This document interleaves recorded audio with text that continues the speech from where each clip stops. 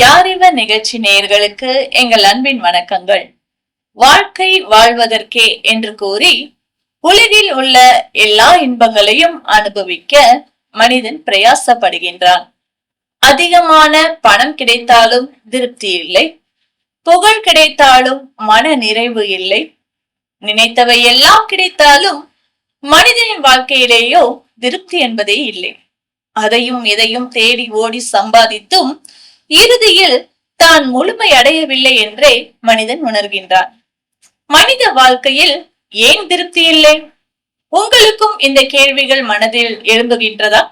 பதிலளிக்க வருகிறார் திரு ராஜபாலன் அவர்கள். வாழ்க்கைனா என்னன்னு சொல்லிட்டு கூகுள்ல போய் நீங்க போட்டு பாத்தீங்கன்னா நிறைய பதில் சொல்லுது. வாழ்க்கைனா ஒருத்தர் இப்படி சொல்லியிருக்காரு, லைஃப் இஸ் ஒய்ஃப்னு சொல்லியிருக்காரு. இன்னொருத்தர் சொல்றாரு, இந்த உலகத்துல வாழ்க்கைனா எவ்வளவு பெரிய கோடீஸ்வரராக வாழ முடியுமோ வாழ்ந்து இந்த உலகத்துல வேற யாருமே சம்பாதிக்க முடியாத அளவுக்கு பணத்தை சம்பாதிப்பதுதான் வாழ்க்கைன்னு சொல்றாரு.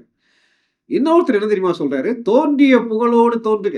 இந்த உலகத்துல இருக்கும்போது யாருமே அடைய முடியாத புகழை எட்டி பிடிப்பதே வாழ்க்கைன்னு சொல்றாரு. இவ்விதமாக இன்னும் நிறைய விதமான பதில்கள் கூகுள்ல இருக்கு.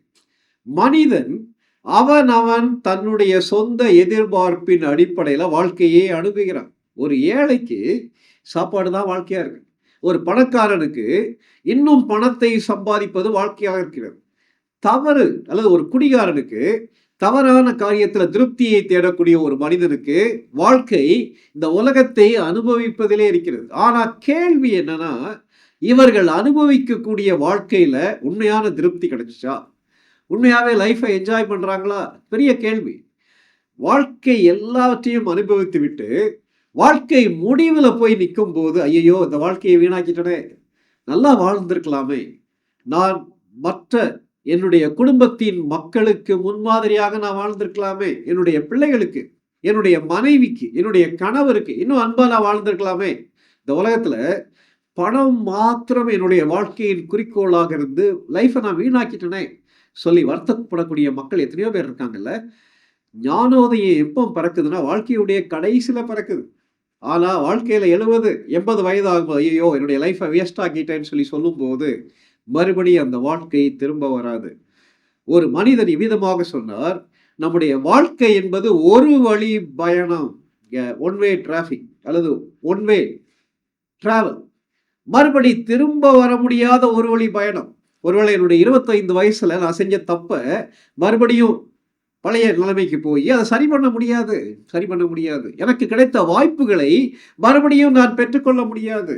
அப்போ வாழ்க்கையில இவ்விதமான ரெக்ரெட்ஸோட, ஏக்கங்களோடு அல்லது மனதின் ஆழத்துல வேதனைகளோடு தான் வாழ வேண்டுமா? இல்லை. உங்களுக்கு நான் இன்னைக்கு சொல்லக்கூடிய ஒரு நற்செய்தி என்னன்னா, அழியாத ஒரு வாழ்வு, நிலையான ஒரு வாழ்வு. அந்த நிலையான வாழ்வை யார் கொடுக்கிறார், எவ்விதமாக பெற்றுக்கொள்ள முடியும் என்பதை திருமறையிலிருந்து, கர்த்தருடைய வார்த்தையிலிருந்து உங்களோடு பகிர்ந்து கொள்ள வேண்டும் என்று விரும்புகிறேன். அழியக்கூடிய வாழ்க்கை தானே, இதில் அழியாத வாழ்க்கையை எவ்விதமாக பெற்றுக்கொள்ள முடியும்? இந்த உடல் அழிந்துவிடும். ஒருவேளை என்ன சொல்லுவாங்கன்னா, 6லயும் சாவு 100லயும் சாவுன்னு சொல்லுவாங்கல்ல. கடவுள் மனிதனை படைக்கும் போது அவனை உடல், ஆன்மா, ஆவின்னு 3 பகுதிகளாக படைத்தார். மற்ற விலங்குகளையும் பறவைகளையும் படைப்பதை விட மனிதனை வித்தியாசமாக படைத்தார். அதான் நம்ம ஆதியாகமம் 1வது படைப்பை பற்றி வேதாகமத்தில் திருமறையில் எழுதப்பட்ட பகுதியில் வாசிக்கிறோம். 1 அதிகாரம் 2வது அதிகாரத்தில் வாசிக்கிறோம். மனிதனையும் பறவைகளையும் விலங்குகளையும் படைக்கும் போது மற்ற எல்லா படைப்புகளை விட மனிதனை வித்தியாசமாக படைத்தார். எப்படி என்னங்க வித்தியாசமா படைச்சார்? அவனும் மனிதன் தானே, அவனும் செத்து தானே போறான், அவனை அடக்கம் பண்றாங்க அல்லது அவனை எரிச்சிடுறாங்க, அவன் மண்ணுக்கு பிறந்து மண்ணுக்கு தானே திரும்புறான்னு யோசிக்கலாம். இல்லைங்க. ஆதியாகமம் 2வது அதிகாரம் நீங்க படிச்சு பார்த்தீங்கன்னா, நேரம் கிடைக்கும் போது பைபிள் கிடைச்சா நீங்க வாசித்து பாருங்க. அவர் ஜீவ சுவாசத்தை மனிதனுக்குள்ளே ஊதினார். அவன் என்ன தெரியுமா ஆகிறான்? ஜீவ ஆத்மாவானான். அவர் உயிர் உள்ள ஆத்மாவானான். ஆத்மா இருக்கு இல்லையா, சோல் சொல்றோம்ல, ஆன்மான்னு சொல்றோம்ல, இதுக்கு அழிவே கிடையாது.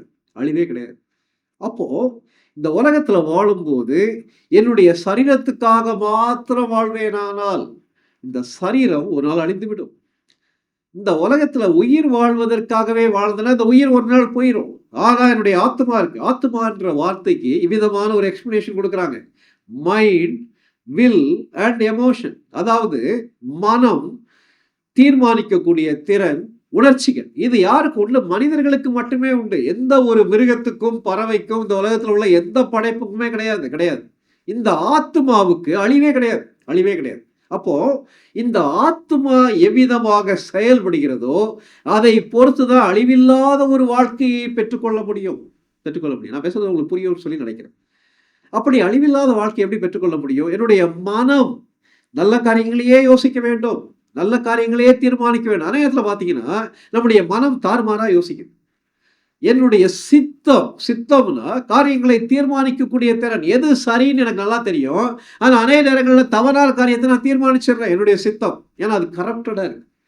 அதே போல என்னுடைய உணர்ச்சிகள் கடவுள் கொடுத்த உணர்ச்சிகள் அநேக நேரங்களில் தவறாக பயன்படுத்தப்படுகிறது. உணர்ச்சிகள் சொல்லி சொல்லும்போது பல்வேறு விதமான உணர்ச்சிகள் இருக்கு. கோபம் ஒரு உணர்ச்சி, பசி ஒரு உணர்ச்சி, பால் உறவுக்கான ஆசை, பாலியலுக்கான ஆசை ஒரு உணர்ச்சி. இந்த உணர்ச்சிகள் எல்லாமே கடவுள் தான் படைச்சிருக்காரு. ஆனா அநேக நேரங்கள்ல மனிதன் மிருகத்தை போல செயல்பட்டு விடுகிறான். கோபத்தை அவனால கட்டுப்படுத்த முடியாதால கொலை செய்து விடுகிறான். தன்னுடைய உடம்பின் பாலிய ஆசைகளுக்கு இடம் கொடுத்து அநேக தவறுகளை அவன் செய்து விடுகிறான். அது எல்லாத்துக்கும் காரணம் என்ன தெரியுமா? அவனுடைய வாழ்க்கையில கடவுள் எதற்காக படைத்தாரோ அதை அவன் அறிந்து கொள்ளவில்லை. அப்போ நான் என்னுடைய வாழ்க்கையில அழிவில்லாத ஒரு வாழ்க்கையை நான் எவ்விதமாக பெற்றுக்கொள்ள முடியும்? அதான் ஆண்டவராக இயேசு கிறிஸ்து சொல்லுகிறார். யோவான் 1வது அதிகாரம் 12ஆம் வசனத்துல, அவரை விசுவாசித்து ஏற்றுக்கொள்கிறவன் எவனோ அவன் நித்திய ஜீவனை பெற்றுக்கொள்வான். அவன் தேவனுடைய பிள்ளையாக மாறுவான். அவருடைய நாமத்தின் மேல் விசுவாசம் உள்ளவர்களாய் அவரை ஏற்றுக்கொண்டவர்கள் எத்தனை பேர்களோ அத்தனை பேர்களும் தேவனுடைய பிள்ளைகளாகும்படி அதிகாரம் கொடுத்தார். அப்போ அழிவில்லாத இந்த வாழ்க்கையை பெற்றுக்கொள்வதற்கு நாம் செய்ய வேண்டிய காரியம் இயேசு கிறிஸ்துவை விசுவாசித்து ஏற்றுக்கொள்ள வேண்டும். அதற்கு ஒரு வசனத்தை நான் உங்களுக்கு வாசிக்கிறேன். ரோமர் 6வது அதிகாரம் 23ஆம் வசனம். பாவத்தின் சம்பளம் மரணம், தேவனுடைய கிருபை வரமோ நம்முடைய கர்த்தராகிய இயேசு கிறிஸ்துவினால் உண்டான நித்திய ஜீவன். பாவத்துக்கு தண்டனை உண்டுங்க. இந்த உலகத்துல எப்படியோ வாழ்ந்துட்டு இந்த உலகத்தை விட்டு கடந்து போயிடுவோம்னு சொல்லி தப்பு கணக்கு போட்டுறாங்க. பாவத்தின் சம்பளம் மரணம். எல்லாரும் சாகுறாங்க, நானும் சாக போறேன் அப்படி இல்லைங்க. அதாவது இந்த உலகத்துல சாகுறது சரீர பிரகாரமான மரணம். இந்த உடல் அழிந்து விடுகிறது. ஆனால் அதற்கு அடுத்து எனக்கு ஒரு வாழ்க்கை இருக்கிறது. அதாவது இந்த மரணம்ன்ற வார்த்தைக்கு வேதாகமம் சொல்லக்கூடிய அர்த்தம் என்னன்னா பிரிவு. என்னுடைய உடலில் இருந்து என்னுடைய ஆன்மாவும் என்னுடைய ஆவியும் பிரிந்து விடுகிறது, நான் செத்து விடுகிறேன். அது போக அடுத்து கடவுளுடைய நியாய தீர்ப்புன்னு ஒன்று இருக்கு. கடவுள் இந்த உலகத்திலே வாழக்கூடிய மனிதன் ஒவ்வொருத்தருடைய செய்யக்கூடிய தவறுகளுக்கான பலனை கொடுப்பார். அவ்விதமாக கொடுக்கும்போது பாவத்திலேயே வாழக்கூடிய ஒரு மனிதன், தவறுகளிலேயே வாழக்கூடிய ஒரு மனிதன் கடவுளை விட்டு நித்தியமாக பிரிக்கப்பட்டு நரகத்திலே தள்ளப்படுவான். இதான் வாழ்க்கையுடைய ரெண்டு டெஸ்டினி. அப்போ நிலையான வாழ்வுன்னு சொல்லி சொல்லும் போது தவறுகளில் இருந்து பாவத்தில் இருந்து விடுதலை பெறக்கூடிய ஒரு வாழ்க்கை. அதான் நிலையான வாழ்வு. எவ்வளவு பணமும் இருக்கலாம், ஆனால் எவ்வளவு பணம் இருந்தாலும் இந்த உலகத்துல ஒரு மனிதன் தவறான வாழ்க்கை வாழ்வானால் இந்த உலகத்துல கண்ணை மூடும் போது நித்தியமான நரகத்துக்கு போய்விடுவான். அவன் எவ்வளவு காரியங்களை சாதித்தவனாக இருந்தாலும் சரி, அவனுடைய வாழ்க்கையிலே கடவுள் இல்லாவிட்டால், இயேசு கிறிஸ்துவை அறியவில்லை ஆனால் நித்தியமான நரகத்துக்கு போயிடுவான். நீங்க உங்களுடைய வாழ்க்கையில எதுல தேடிட்டு இருக்கீங்க? நிலையான வாழ்க்கை என்பது என்னுடைய ஆன்மா கடவுளோடு இணைந்து கடவுளுக்கு பிரியமாக வாழக்கூடிய ஒரு வாழ்க்கை. அந்த வாழ்க்கையை இயேசு கிறிஸ்து நமக்கு இலவசமாக கொடுக்கிறார். இரண்டாவது, நிலையான வாழ்வுன்னு சொல்லி வேதாகமும் என்ன சொல்லுதுன்னா, இந்த உலகத்துல இருக்கக்கூடிய எல்லா பாடுகளும் நீங்கி கடவுளோடு நித்தியமாக வாழக்கூடிய ஒரு வாழ்க்கை. இந்த உலகத்துல வாழக்கூடிய வாழ்க்கை நித்தியமானது கிடையாது. நித்தியமானதுன்னா முடிவற்றது. இந்த உலகத்துல உள்ள வாழ்க்கை இட் இஸ் ஷார்ட் லைஃப். ஆனா உலகத்துல கண்ணை மூடின பிறகு நம்ம வாழக்கூடிய வாழ்க்கை அது ஒரு பெர்மனன்ட் லைஃப், தொடர்ச்சியாக வாழக்கூடிய ஒரு வாழ்க்கை. அந்த வாழ்க்கையில சந்தோஷமாக வாழ முடியும். ஒரு சில வசனங்கள் நான் உங்களுக்காக வாசிக்கிறேன். அதாவது வெளிப்படுத்தின விசேஷம் 21வது அதிகாரம் 4ஆம் வசனம். தேவன் தாமே அவர்களுடைய கண்ணீர் யாவையும் துடைப்பார். இனி மரணமும் இல்லை, துக்கமும் இல்லை, அலறுதலும் இல்லை, வருத்தமும் இல்லை. பாருங்களேன், எவ்வளவு ஒரு சந்தோஷமான ஒரு வாழ்க்கையில, என்ன வாழ்க்கை பாருங்க, அந்த வாழ்க்கையில கண்ணீர் யாவையும் கர்த்தர் துடைப்பார். அங்க கிடையாது வேதனை, கிடையாது பசி, கிடையாது துன்பம், கிடையாது பாவம், கிடையாது. சந்தோஷமாக கடவுளோடு வாழக்கூடிய நிரந்தரமான ஒரு வாழ்க்கை. என்ன வாழ்க்கை தெரியுமா? நித்தியமான வாழ்வே, அழிவில்லாத வாழ்க்கைனா மரணத்தை வென்ற வாழ்வு. மரணத்தை வென்ற வாழ்வு. மரணத்தை வெல்ல முடியுமா? மரணத்தை வெல்ல முடியும். எப்ப தெரியுமா வெல்ல முடியும்? இயேசு கிறிஸ்துவை விசுவாசித்து ஏற்றுக்கொள்ளக்கூடிய ஒரு மனிதனுடைய ஆன்மா புதுப்பிக்கப்படுகிறது. ஆத்மா நான் சொன்னேன் இல்லையா, அந்த ஆன்மா புதுப்பிக்கப்படுது. விளைவு என்ன தெரியுமா? மனிதனுடைய ஆன்மா கடவுளோடு தனிப்பட்ட உறவில் ஈடுபடுகிறது. விளைவு, மனிதனுக்கும் தெய்வத்துக்கும் இடையில ஆழமான ஒரு உறவு ஏற்படுகிறது. அதன் விளைவாக மனிதன் நல்லவனாக வாழ ஆரம்பிக்கிறான். நல்லவன் வாழ ஆரம்பிக்கிறான். நல்லதையே யோசிக்க வேண்டும், நல்லதையே பார்க்க வேண்டும், நல்லதையே பேச வேண்டும், நல்லதையே செய்ய வேண்டும். நமக்கு தெரியும். கோவப்படக்கூடாது, நமக்கு தெரியும். தப்பான காரியங்களை பார்க்கக்கூடாது, சிந்திக்கக்கூடாது, நமக்கு தெரியும். தப்பான விதத்தில் என்னுடைய உணர்ச்சிகளை பயன்படுத்தக்கூடாதுன்னு தெரியும். ஆனா என்னால முடியல இல்லையா? ஆனால் இயேசு கிறிஸ்துவை விசுவாசித்து ஏற்றுக்கொள்ளும் போது, அவர் என்னுடைய பாவத்துக்காக மரித்தவர், எனக்காக உயிர் தெழுந்தவர், அவர் ஒருவரே நிலையான வாழ்க்கையை கொடுக்க முடியும் சொல்லி நம்பி அவர்கிட்ட கேட்டீங்கன்னா அவர் உங்களுக்கு கண்டிப்பா கொடுப்பார். நான் என்னுடைய வாழ்க்கையின் ஒரு அனுபவத்தை அந்த மத்தியில பகிர்ந்து கொள்ளணும்னு சொல்லி நான் யோசிக்கிறேன். மரணத்தை வென்ற ஒரு வாழ்க்கைன்னு சொல்லி சொன்னேன் இல்லையா? ஏறக்குறைய 5 ஆண்டுகளுக்கு முன்னால என்னுடைய மனைவி பிரெயின் கேன்சரால இறந்துட்டாங்க. 2021 ஆண்டு ஏப்ரல் 23 இந்த உலக வாழ்க்கையை விட்டு பிரிந்து கடவுளோட போயிட்டாங்க. இன்னைக்கு வரைக்கும் நான் அவங்கள மிஸ் பண்றேன். ஆனா அவர்களுடைய வாழ்க்கையில நடந்த காரியம் மிகவும் மறக்க முடியாத ஒரு காரியம். மெத்த படித்தவர்கள், என்னோடு சேர்ந்து கடவுளுடைய பணியை செய்தவர்கள், திடீர்னு சொல்லி கேன்சர்னு சொல்லி கண்டுபிடிச்சாங்க. சிஎம்சியில் 80 நாட்கள் இருந்து ட்ரீட்மெண்ட் கொடுத்தாங்க. டாக்டர் சொல்லிட்டாங்க 8 மாதத்துக்கு மேலே உயிரோடு இருக்க மாட்டாங்கன்னு சொல்லிட்டு. அது பிரெயின் கேன்சர், மூளையை பாதித்த கேன்சர்ன்றதால கொஞ்சம் கொஞ்சமாக அவருடைய உடம்பும் அவங்களுடைய காரியங்கள் எல்லாம் மாற ஆரம்பிக்கும். அவங்க உயிரோடு இருந்தது 5 மாதம் தான் இந்த கேன்சரை கண்டுபிடித்த பிறகு. அடுத்து அவர்கள் வந்து சிவகாசியில் அவங்களுடைய வீட்டில் ஏறக்குறைய 75 நாட்கள் இருந்தாங்க. கொஞ்சம் கொஞ்சமாக முதல்ல நடக்க முடியாமல் ஆனாங்க, பேச முடியாமல் ஆயிட்டாங்க, படுத்த படுக்கை ஆயிட்டாங்க, கடைசியில் கடவுளுடைய ராஜ்யத்துக்குள்ள போயிட்டாங்க.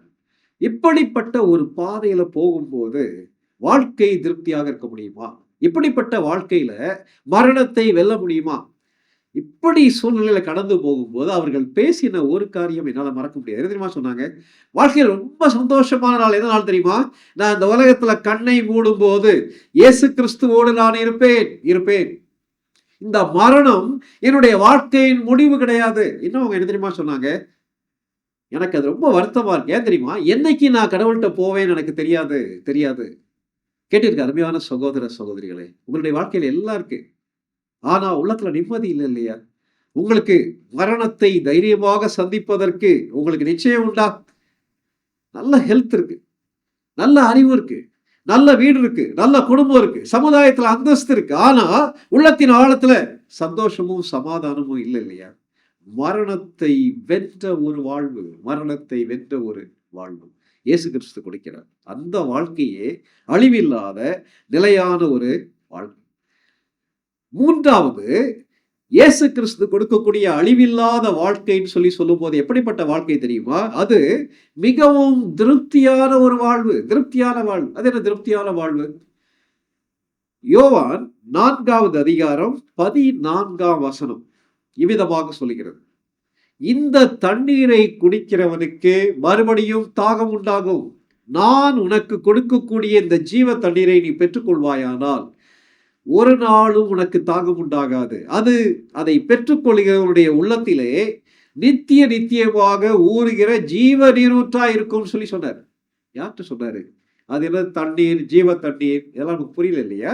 நீங்க வேதாகமத்தை வாய்ப்பு கிடைச்சா படிச்சு பாருங்க. அதுல யோவான் 4வது அதிகாரத்துல இயேசு கிறிஸ்து சமாரியான்ற ஒரு நாட்டுக்குள்ள வராரு.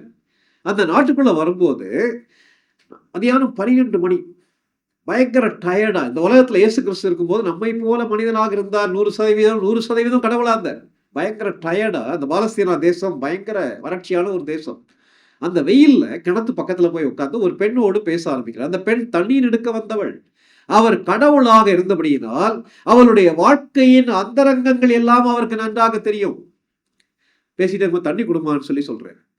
இவர் யூத பின்னணியத்திலிருந்து வந்தவர், அந்த பெண் சமாரிய பெண். அப்படி இருக்கும்போது யூதனாகிய நீர் என்னிடத்துல தண்ணி கேட்கலாமான்னு சொல்லி கேட்கிறாங்க. தண்ணி கொடுக்கல அந்த அம்மா. ஏன்னா யூதர்கள் சமாரியர்கள் பயன்படுத்துகிற பாத்திரத்தை தொடமாட்டார்கள், பயன்படுத்த மாட்டார்கள். அன்டச்சபிலிட்டின்னு சொல்லி சொல்றோம்ல, தீண்டாமைன்னு சொல்லி சொல்றோம், அந்த காலத்திலே உண்டு. அவர்கள் ஜாதி அடிப்படையில் இல்ல, வேறு வேறு நாட்டை சேர்ந்தவர்கள். இந்த யூதர்கள் கம்ப்ளீட்டா ஒரு ரேஸ். அதே போல சமாரியர்கள் என்பவர்கள் யூதர்களுக்கும் அசீரியர்களுக்கும் பிறந்தவர். அவங்க பேசிட்டே இருக்கும்போது கான்வர்சேஷன்ல அந்த பெண்ணிடத்திலே இயேசு கிறிஸ்து பேசும்போது என்ன தெரியுமா சொல்றாரு? நீ போய் உன்னுடைய கணவரை அழைத்து கொண்டு வான்னு சொல்லி சொல்றாரு. உடனே அந்த அம்மா சொல்றாங்க, எனக்கு கணவர் இல்லைன்னு சொல்லி சொல்றாங்க. அந்தரங்கங்களை அறிந்திருக்கக்கூடிய கிறிஸ்து, நம்மை படைத்தவர், பராமரிக்கிறவர். அவர் சொன்னாரு, உண்மைதாம்மா, நீ சொன்னது உண்மைதான். உனக்கு 5 புருஷர்கள் இருந்தார்கள், இப்ப 6வது ஒருத்தர் இருக்காரு, அவரும் உனக்கு புருஷன் இல்லைன்னு சொல்லி சொல்றாரு. என்ன அர்த்தம்? 5 பேரோடு வாழ்ந்து விட்டு 6வது நபரோடு வாழக்கூடிய ஒரு பெண். இவளுடைய பிரச்சனை என்ன? திருப்தியை பல்வேறு காரியங்களில் தேடின பெண். நீங்க கூட தேடுறீங்க இல்லையா? மனித உறவுகள்ல திருப்தியை தேடுறோம்ல. அதாவது இவர்கள் என்னை நேசிப்பார்களான்னு சொல்லி பெற்றோரிடத்துல அன்பை எதிர்பார்க்கிறோம். ஆனா பெற்றோருடைய அன்பு ஒரு ஸ்டேஜ்ல மாறிடுது. உலகத்திலேயே பெரிய அன்பு தாயுடைய அன்புலாம் சொல்லுவாங்க. ஆனா தாய் அவருடைய எதிர்பார்ப்புகளை நிறைவேற்றாத போது அவங்க அன்பு மாறிடுது. தகப்பனுடைய அன்பு அதேதான். பிள்ளைகளுடைய அன்பு, யாரை பெற்று உருவாக்கினார்களோ அந்த பெற்றோர்களை கைவிடக்கூடிய பிள்ளைகளை நம்ம சமுதாயத்துல பார்க்கிறோம். கணவனுடைய அன்பு மாறிவிடுகிறது, மனைவியுடைய அன்பு மாறிவிடுகிறது, நண்பர்களுடைய அன்பு நழுவி விடுகிறது. இந்த உலகத்தில் கூடிய எந்த அன்பும் மனிதனுக்கு நிரந்தரமாக திருப்தியை கொடுக்க முடியாது. ஏன்னா அது மனித அன்பு. இவளுடைய வாழ்க்கை அப்படிதான் இருந்துச்சு. 5 பேரோடு வாழ்ந்தாள். 5 பேர் இவளை நேசிப்பார்கள் என்று எதிர்பார்த்தாள். ஆனா நேசிக்கல. கேட்டு இருக்க அருமையான சகோதர சகோதரிகளே, உங்களுடைய லைஃப்ல கூட அன்புக்காக ஏங்குறீங்க இல்லையா? திருப்தியை மனித அன்புகள்ல தேடுறீங்க இல்லையா? அருமையான வாலிப தம்பிமார், தங்கச்சிமார், இதை யாரும் கேட்டுக்கிட்டு இருந்தீங்கன்னா, அன்ப இவள் என்னை காதலித்தாள், இவர் என்னை காதலித்தாள், நான் பயங்கர சந்தோஷமா இருப்பேன்னு சொல்லி பெற்றோரை எதிர்த்து வாழ்க்கையில தவறான தீர்மானங்களோட முன்னேறீங்கல்ல. ஆனா உண்மையான அன்பு கிடைச்சிச்சா? அவங்களுக்கு கிடைக்கல, இவளுக்கு கிடைக்கல, இந்த பெண்ணுக்கு கிடைக்கல. விளைவு என்ன தெரியுமா?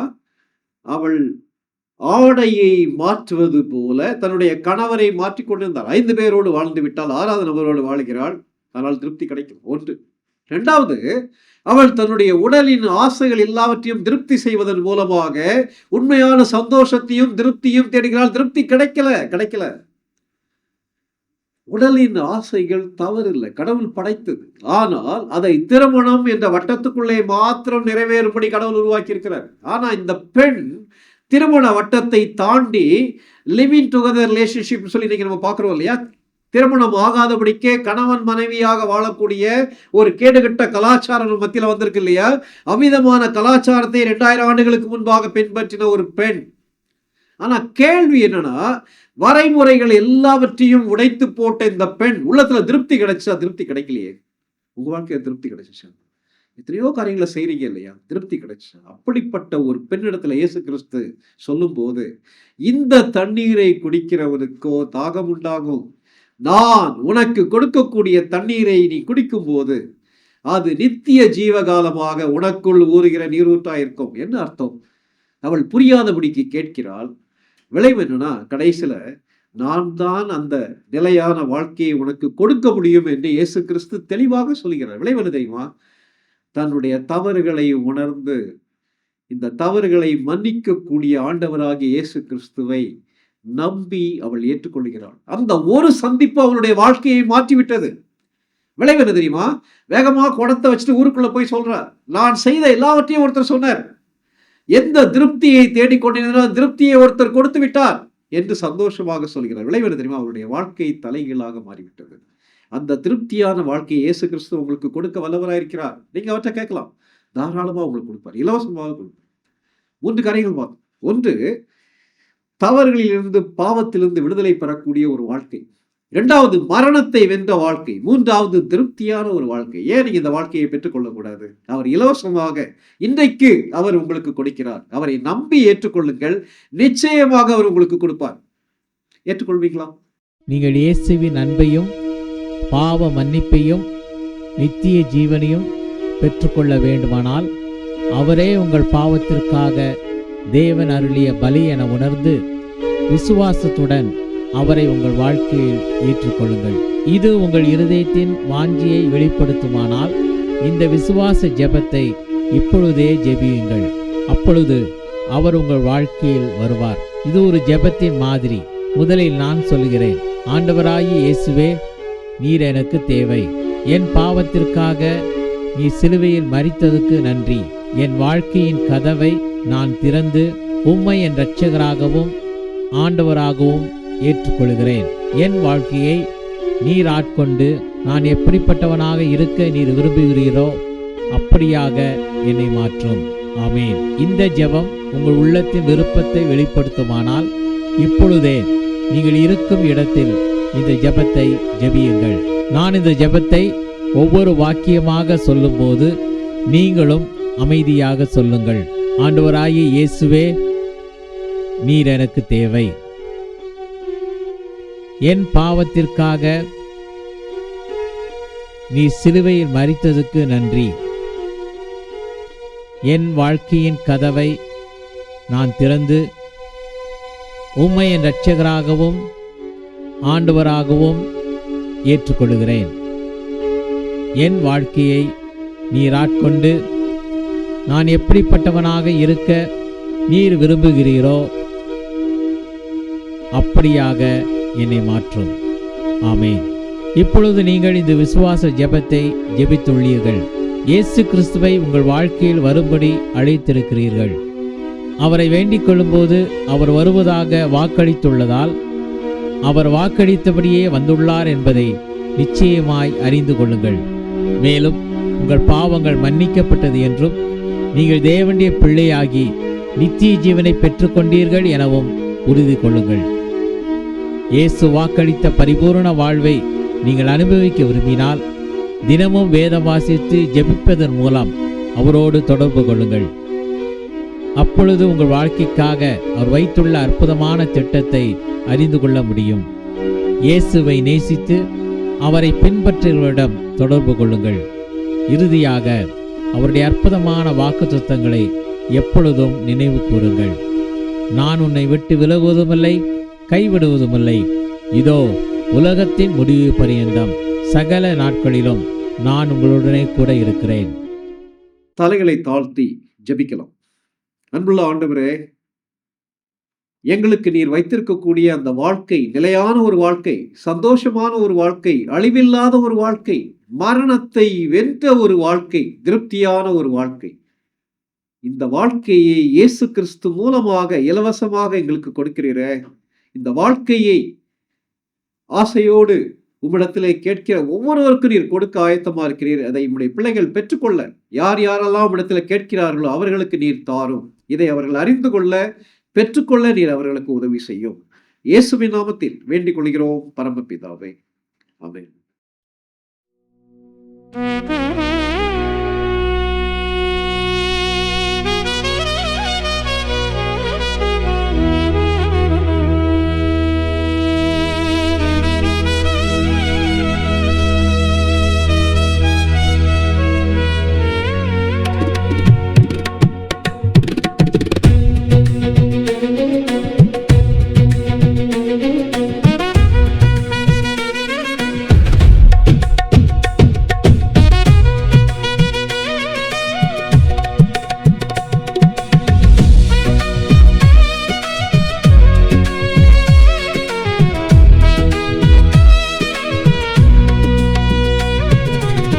பணத்திற்காய் ஓடி ஓடி, புகழுக்காய் தேடி தேடி, திருப்தி பெறாத மனிதா திரும்பி வரா, பயணம் இது காணாய் வாரும் இன்றே இயேசுவிடம் விடுதலை பெறுவி.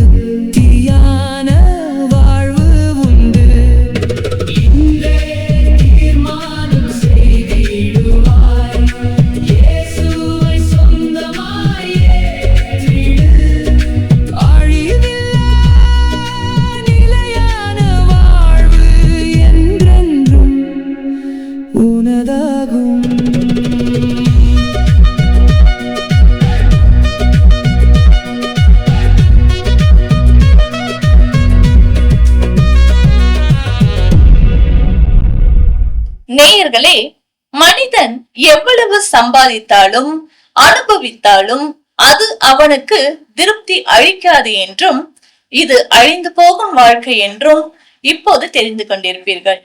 மரணத்திற்கு பின்பு நிலையான வாழ்வை, சந்தோஷமான வாழ்வை கொடுக்கவே தெய்வமான இயேசு கிறிஸ்து மனிதனாக வந்து நமக்காக சிலுவையில் ரத்தம் சிந்தி மரித்தார். மரித்து அடக்கம் பண்ணப்பட்டு 3ஆம் நாள் உயிரோடு எழுந்து இன்றைக்கும் ஜீவிக்கின்றார். மனிதனின் வாழ்க்கை மரணத்தோடு முடிவதில்லை. பாவத்தோடு மரித்தால் தெய்வத்தின் நியாய தீர்ப்பு நம்மை தண்டிக்கும், நித்திய அழிவை கொடுக்கும். ஆனால் கர்த்தராகிய இயேசு கிறிஸ்து என்னுடைய பாவங்களுக்காக சிலுவையில் மரித்து அடக்கம் பண்ணப்பட்டு 3ஆம் நாள் உயிரோடு எழுந்தார் என்று நம்பி இயேசுவை உங்கள் சொந்த இரட்சகராக ஏற்றுக்கொண்டால் உங்கள் பாவங்களை மன்னித்து நிலையான வாழ்வை உங்களுக்கு கொடுப்பார். நீங்கள் நிலையான வாழ்வை பெற்றுக்கொள்ள விரும்புகிறீர்களா? உங்கள் கேள்விகள் மற்றும் சந்தேகங்களுக்கு விடை தெரிந்து கொள்ள தயக்கமின்றி எங்களை தொடர்பு கொள்ளுங்கள். எங்கள் முகவரி: ஒளியும் வாழ்வும் இயக்கம், C26, ஜெய்நகர், திருவெரும்பூர், திருச்சிராப்பள்ளி 620013.